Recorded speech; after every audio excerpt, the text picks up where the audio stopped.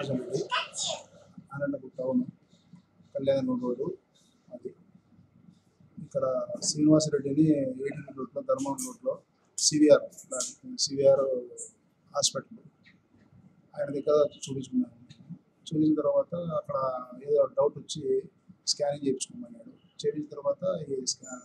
చేసిన తర్వాత చూసి సవేరా హాస్పిటల్కు ప్రపోజ్ చేసినాడు.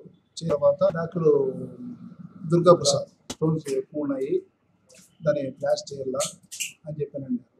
తర్వాత సార్ అని చెప్పి ఆరోగ్యశ్రీకి చేర్చుకున్నారు. అక్కడ చేర్చుకున్న తర్వాత ఫస్ట్ స్టంట్ వేసారు 2 కిడ్నీలకు. తర్వాత వచ్చేసి 15 రోజుల తర్వాత రమ్మన్నారు.